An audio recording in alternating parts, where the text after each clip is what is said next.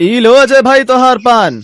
लाओ लाओ जो स्वाद तुम्हारे पान में है ना बिरजू, कसम से वो बात किसी और के पान में है ही नहीं।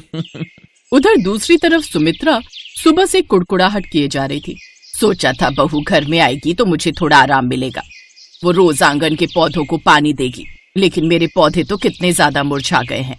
बहू को तो इनकी बिल्कुल भी चिंता नहीं है। अब तो बल्कि मुझे पौधों के साथ साथ उसके मुंह पर भी पानी डालकर उसे उठाना पड़ता है। उधर कुछ औरतें आपस में खड़े होकर बातें कर रही थी। अरे तुमने उस कमला की बेटी के बारे में सुना? पता नहीं कहाँ उस कलवे विक्की के चक्कर में फंस गई। हाँ, मैंने तो परसों रात को उसको पिछली गली में उसकी बाइक से उतरते हुए भी देखा था। खैर हमें क्या, जो मर्जी करे। अच्छा मैं चलती हूँ, बिट्टू के पापा के लिए खाना भी तो बनाना है। ये है तूफान मोहल्ला, लेकिन जिस मोहल्ले का नाम ही तूफान हो वहाँ भला शांति का सवाल भी कैसे पैदा हो सकता है। अगले दिन उसी मोहल्ले में रहने वाली अनीता अपनी गैलरी में धड़ाम से गिर पड़ती है। ओई मोरी मैया, मर गई रे मर गई। हाय हाय, ये पानी कहाँ से आया? अभी तो शीला यहाँ पोछा लगा कर गई थी। तभी उसकी नजर पड़ोसन की टंकी पर जाती है जिसका पानी बह रहा था, और वही थोड़ा पानी उनकी गैलरी में भी आकर गिर गया था। अच्छा, तो ये सब इस बबीता का किया धरा है। जब से ये औरत मेरे पड़ोस में आई है ना, इसने तो मेरा जीना मुश्किल कर दिया है। कितना भी समझा लो लेकिन इसको समझ ही नहीं आता। आज तो इसकी खैर नहीं। अनीता अपनी पड़ोसन के घर जाती है। बबीता, ओ बबीता, दरवाजा खोल। बबीता दरवाजा खोलकर बाहर आती है। क्या हुआ? गरम गरम आग के अंगारे खाकर आई हो क्या जो इतना चिल्ला रही हो? चुप कर बबीता की बच्ची, और दिखा कहाँ है वो। अरे कौन, कहाँ है? सही कह रही हूँ मैं, तभी तो सुबह से मोटर ऑन करके उसे शाम तक चलाए रखती हो। तुम्हारी टंकी का पानी गिर गिर कर मेरी गैलरी में आने लगता है, जिसमें मैं फिसल कर गिर गई और मेरी कमर में चोट आ गई। इतनी मुश्किल से मेरी कमर का दर्द ठीक हुआ था, और आज तुम्हारी वजह से मैं गिर गई और मेरी कमर में फिर से दर्द शुरू हो गया। जब से तुम तूफान मोहल्ले में आई हो तुमने मेरा जीना हराम कर दिया है। वो मेरी टंकी का पानी है, जहाँ मर्जी जाए, इससे तुम्हें क्या? अरे मेरी बला से वो नरक में जाए, मुझे क्या, लेकिन मेरी गैलरी में क्यों आ रहा है? अभी मैं तुम्हारे मकान मालिक से कहकर तुमसे एक घर ही खाली करवा देती हूँ। हा, बड़ी आई मुझे यहाँ से निकालने वाली। मैं भी देखती हूँ कौन हमसे घर खाली करवाता है। जो करना है कर ले। तभी बाहर खड़े उनके पति आपस में बात करते हुए, ये औरतों को भी लड़ने झगड़ने के अलावा कोई काम नहीं है। बिल्कुल ठीक कह रहे हो। खैर हमें क्या, लड़ने दो इनको। चलो हम चलकर रामू की टपरी पर चाय पीते हैं। तूफान मोहल्ले का माहौल ही कुछ ऐसा था। आए दिन लोग छोटी छोटी बातों पर आपस में लड़ते झगड़ते रहते थे। हाँ, रहने दे तू गायत्री, मैं अच्छे से जानती हूँ ये जो रोज रोज मेरी छत पर तेरे कपड़े गिरते हैं, उन्हीं को लेने के बहाने तू मेरे घर आती है ना, और साथ ही मेरे घर पर नजर रखने को भी मिल जाता है। हाँ, तू तो ऐसे बोल रही है जैसे तू तो किसी देश की प्रधानमंत्री है और मुझे शौक है तेरे यहाँ क्या चल रहा है ये पता लगाने का। अरे हवा चल रही है, अब हवा पर भला किसका जोर चलता है? अगर कभी कपड़े तेरी छत पर आकर गिर भी गए तो कौन सी मुसीबत आ गई तुझ पर? हाँ, लेकिन तेरा ना कभी कभी का नहीं ना, रोज का ड्रामा है, समझी? तुम ठीक कह रही हो गीता बहन, पता है पहले इसके कपड़े हमारी छत पर गिरते थे, अब तुम्हारी पर गिर रहे। सच में बड़ी चालाक औरत है ये। हा, आई बड़ी, तू खुद तो जैसे बड़ी दूध की धुली है ना। बताऊं क्या तू इसकी क्या क्या चुगली करती है मेरे घर आकर? वो मुझे एक जरूरी काम याद आ गया, मैं बाद में आती हूँ। आग में घी डालने आई रमा अपना नाम आते ही दुम दबाकर वहाँ से भाग जाती है। वहीं एक घर में पति पत्नी की बहस चल रही थी। अरे एक सोने की चेनी तो मांगी है तुमसे, कौन सा तुमसे ताजमहल मांग लिया? अरे तुमसे अच्छा तो पड़ोस की नीलम का पति है जो हर 3 महीने में उसे सोने की कोई न कोई चीज दिलवाता रहता है। अरे तो उसका पति बिजनेसमैन है, उसका कपड़ों का खूब बड़ा कारोबार है, वो सोना तो क्या उसे हीरा भी ला कर दे सकता है, और मैं ठहरा मामूली सी नौकरी करने वाला। तभी कहती थी अपने माँ बाप को किसी अच्छे लड़के से शादी करवा दो, लेकिन उन्होंने तो न जाने मुझे किस मुसीबत में डाल दिया। उस तूफानी मोहल्ले का यही हाल था। ऐसे ही एक दिन, क्या बात है रेशमा, तू मुझे देखकर यूं हंस क्यों रही है? मेरे मुंह पर कोई चुटकुला लिखा हुआ है क्या? चुटकुला नहीं लिखा, तेरी तो शक्ल देखकर ही हंसी आ जाती है, और वैसे भी तुझ जैसी मुंह वाली को देखने से अच्छा है कि मैं किसी गटर के नाली को देख लूं। मेरे पास इतना समय नहीं है। तो तू कौन सा करिश्मा कपूर है, गिरगिट की तरह दिखने वाली औरत? चल चल जुबान संभाल कर बात कर, नहीं तो तेरी जुबान खींच लूंगी, समझी? चुड़ैल का और काम ही क्या होता है? तूने मुझे चुड़ैल कहा? अभी बताती हूँ तुझे। कोमल रेशमा के बाल पकड़कर खींचने लगती है और रेशमा भी उसके बाल पकड़कर जोर जोर से खींचने लगती है। दोनों एक दूसरे के बाल पकड़ते हुए झगड़ते हुए बाहर सड़क तक आ जाती है, जिससे सड़क पर जाम लग जाता है और गाड़ियों का निकलना मुश्किल हो जाता है। अरे कोई तो इन दोनों औरतों को समझाओ, इन दोनों ने तो पूरी की पूरी सड़क जाम करके रख दी है। लड़ाई झगड़ा मोहल्ले में ही करो, सड़कों पर नहीं। अरे ना भाई, ये मोहल्ले की औरतें ना बड़ी ही लड़ाकू होती हैं। इनके बीच पड़ना मतलब मुसीबत अपने गले में डाल लेना। ऐसे ही एक दिन मेरे पेट में बहुत दर्द हो रहा है। तुम घबराओ नहीं, मैं जल्दी से रिक्शा लेकर आता हूँ और तुम्हें अस्पताल लेकर जाता हूँ। अब अनुज जल्दी से रिक्शे वाले को ढूंढने जाता है, लेकिन उस रोज शहर में रिक्शे वालों की हड़ताल थी, जिस कारण कोई भी रिक्शे वाला चलने को तैयार नहीं होता। तभी वहाँ रेशमा का पति तरुण आ जाता है। क्या बात है भाई साहब, आप इतना परेशान क्यों लग रहे हैं? कोमल के पेट में बहुत दर्द हो रहा था, कोई भी रिक्शे वाला चलने को तैयार नहीं है। आप घबराइए मत, भाभी को बाहर ले आइए, मैं जल्दी से अपनी गाड़ी निकालता हूँ। अनुज कोमल को लेने चला जाता है। उधर रेशमा को जब ये बात पता चलती है तो वो भागती हुई कोमल के पास जाती है। इनकी हालत तो बहुत ज्यादा खराब है, लेकिन आप घबराइए मत, वो गाड़ी निकाल रहे हैं, जल्दी चलिए जल्दी कीजिए। वो सभी रेशमा को लेकर अस्पताल जाते हैं, जहाँ डॉक्टर उसे इंजेक्शन लगाकर और दवाई देकर घर भेज देते हैं। आप लोगों का बहुत बहुत शुक्रिया। हमारी आपस में इतनी लड़ाई हुई है, लेकिन फिर भी आप हमारे इतने काम आए। भाई साहब, अब 4 बर्तन होंगे तो टकराएंगे ही, लेकिन इसका ये मतलब थोड़ी ना है कि हम एक दूसरे का साथ ही ना दे। और वैसे भी मुश्किल वक्त में सबसे पहले पड़ोसी काम आता है।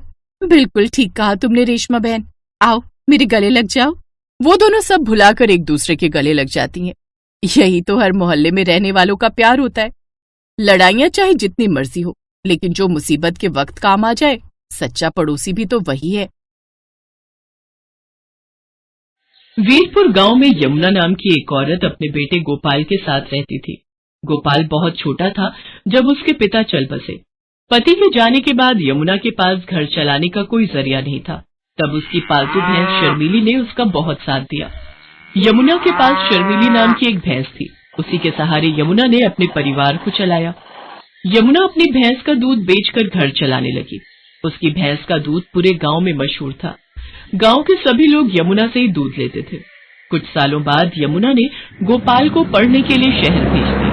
वहीं गोपाल को सुधा नाम की एक लड़की से प्यार हो गया और उसने अपनी माँ को बिना बताए सुधा से मंदिर में शादी कर ली। आज वो गांव वापस आने वाला था। यमुना बहन, 2 किलो दूध कर देना, 1.5 किलो मुझे भी देना। क्या बात है यमुना बहन, आज तो तुम बड़ी खुश दिखाई दे रही हो।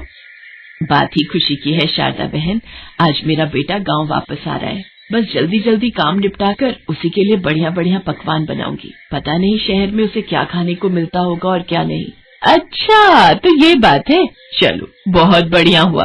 कब से बेटे के बिना अकेले रहते रहते तुम उदास हो गई हो। अब वो आ जाएगा तो तुम्हारे साथ काम में भी मदद कर देगा।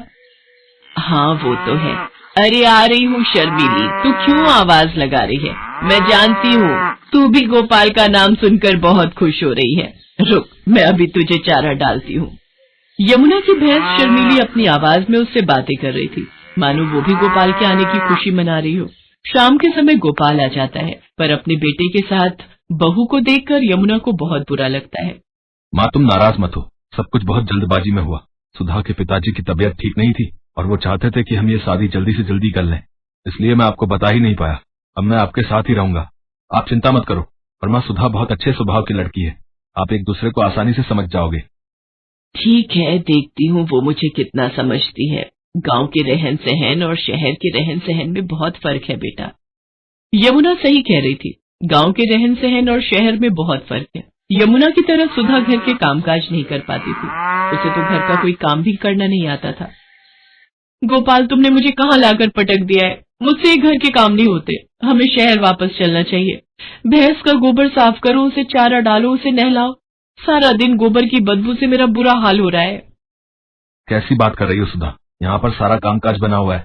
मैं तो यहाँ पर बढ़िया सी दूध की डेयरी खोलने की सोच रहा हूँ। दूध, घी, पनीर, दही और कुछ खास मिठाइयों की बहुत ही बढ़िया डेयरी खुल जाएगी।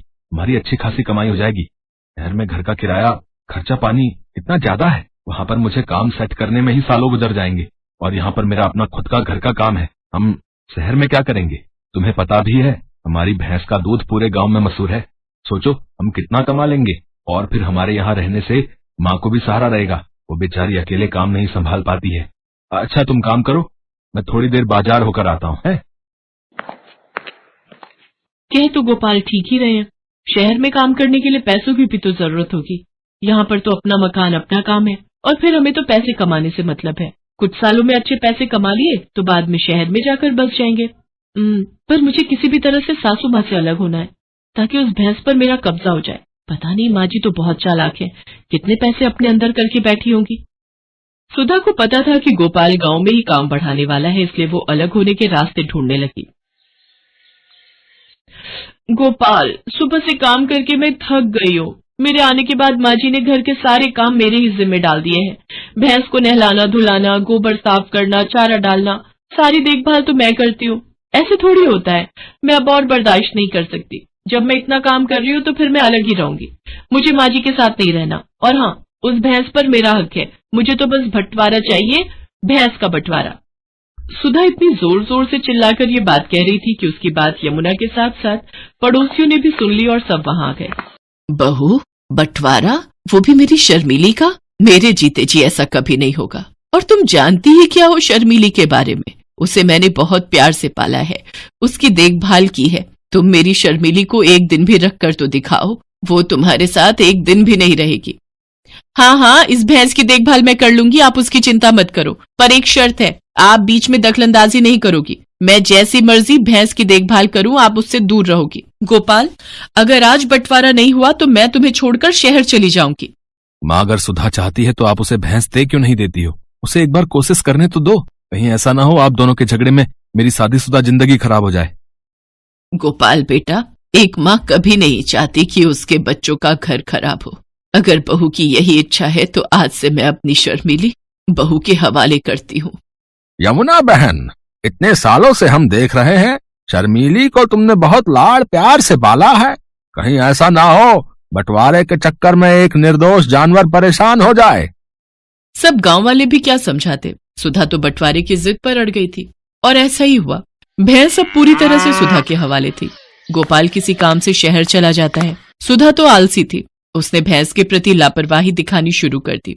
वो सुबह उठकर ना तो भैंस का गोबर साफ करती, ना उसे नहलाती धुलाती और ना ही उसे समय पर चारा देती। इसी कारण भैंस कमजोर होती गई। सुधा ने इस पर ध्यान नहीं दिया। एक दिन जब सुधा भैंस का दूध निकालने गई तो देखा कि भैंस जमीन पर गिरी हुई है। ये देखकर सुधा घबरा गई। माँ जी जल्दी चलिए, शर्मीली बेहोश हो गई। क्या? शर्मीली बेहोश हो गई? मैंने तुम्हें कहा था बहू, जिद मत करो, शर्मीली मेरे बिना नहीं रह सकती। गोपाल उसी समय शहर से आया और वो भी घबरा गया। शर्मीली उठ, देख मैं तुझे आवाज लगा रही हूँ, आंखें खोल शर्मीली। सुधा, शर्मीली की देखभाल की जिम्मेदारी तुमने ली थी ना, फिर उसका ये हाल कैसे हो गया? माँ, सारी गलती मेरी ही है। मैंने ही तुम्हें भैंस के बंटवारे के लिए कहा। मुझे माफ कर दो माँ, काश मैं सुधा की बात न मानता। मुझे माफ कर दो गोपाल, गलती मेरी ही है। मेरे कारण आज शर्मीली इस हालत में है। मैं सचमुच माँ जी की तरह शर्मीली की देखभाल नहीं कर सकी। माँ जी मुझे माफ कर दीजिए। यमुना दौड़कर चारे के पास जाती है और चारे को उठाकर शर्मीली के आगे रखती है। शर्मीली को यमुना के स्पर्श का एहसास होता है। वो थोड़ा सा हिलती है। ये देखकर सब खुश हो जाते हैं। यमुना अपने हाथों से शर्मीली को चारा खिलाती है। शर्मीली खुशी खुशी ढेर सारा चारा खा लेती है, मानो वो कब से यमुना के हाथों से ही चारा खाना चाह रही थी। सुधा को अपनी गलती का एहसास हो जाता है और वो यमुना से माफी मांगती है। माँ जी, शर्मीली आपके बिना नहीं रह सकती। कि आपकी भैंस है और आपके साथ ही रहेगी। बहू, शर्मीली अब ठीक है, मुझे इस बात की खुशी है। और मेरे जाने के बाद शर्मीली की देखभाल तुम्हें ही तो करनी है। जैसे मैं शर्मीली की देखभाल करती हूँ, वैसे तुम्हें भी उसकी देखभाल करनी है, ताकि हमारी शर्मीली इस तरह से कभी बीमार ना पड़े। सुधा अपनी सास की बातों को समझ जाती है। कुछ दिनों में शर्मीली फिर से ठीक हो जाती है। अब सुधा और यमुना मिलकर शर्मीली की देखभाल करती थी। शर्मीली ने फिर से दूध देना शुरू कर दिया। गांव के लोगों को भी अब ताजा दूध फिर से मिलने लगा। गोपाल भी अपनी माँ और पत्नी का आपस में प्यार देखकर बहुत खुश था।